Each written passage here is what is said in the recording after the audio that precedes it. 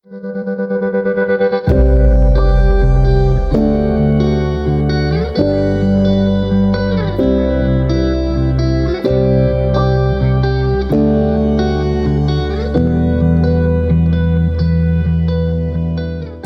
kaayo og tabang ang teknolohiya sa among komunidad. Nakapadali kini sa pagplano ug pagpahigayon og mga proyekto nga nakaapekto sa kinatibukang kauswagan sa Zona 2. Sa kadugayan sa panahon, ang Zona 2 nagpakita sa iyang kauswagan o kaligon. Usa kini sa komunidad nga adunay kaligunan o kaanyag nga dili malimtan. Apan sa pag-abot sa kabatan-unan o sa teknolohiya, miusbong ang bagong Zona 2 nga mas moderno o handa sa kaugmaon. Sa una, ang Zona 2 usa ka lugar nga puno sa mga tradisyon o mga simpleng kalihukan. Karon, pinaagi sa mga kabatan-unan o teknolohiya, nagbago ang dagway niini, padulong sa mas modernong kauswagan. Ang mga kabatanunan karon nagdala og dako nga pasabot. Pinaagi sa teknolohiya. Dali na namo ma-share ang mga impormasyon o mag-coordinate sa mga kalihukan. Bisan sa mga kalisod, ang teknolohiya naghatag og dalan aron mapadayon ang mga kalihukan. Bisan sa limitasyon sa oras o distansya. Ang mga kabatanunan dili lang nagpadako sa ilang kaalam. Apan, sila usab ang nagpadala sa mensahe nga ang kalambuan magsugod sa atong mga kaugalingong kalihukan.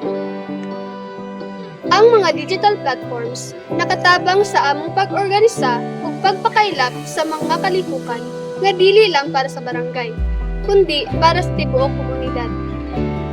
Tungod sa mga proyekto sa kabatan-unan, nagbago atong barangay. Nakatabang ang mga kalihukan sa paglambo sa kalimpyo, edukasyon o kahapsay. Ang mga kalihukan sa Zona 2 gikan sa environmental drives hangtod sa digital literacy sa mga bata. Nagpakita og dakong kabaguhan sa kinabuhi sa atong mga kabarangay.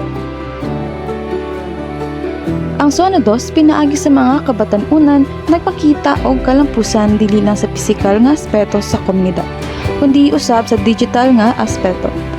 Pinaagi sa mga simpleng gamit sa teknolohiya, nakaabot ang kabatan-unan sa mas halapad nga kauswagan. Ang among paggamit sa teknolohiya nagdala sa mas dako nga oportunidad para sa komunidad. Pinaagi sa digital platforms, naabot nato ang mga tao bisan asa sila dapita. Ang among pangandoy para sa umaabot. Pinaagi sa mga digital tools, Mao ang pagpadayon para sa pagpalambo sa Zona 2 o sa kinatibukang komunidad. pinaagi sa mga simpleng clicks, magdala kita og mas dakong kalambuan.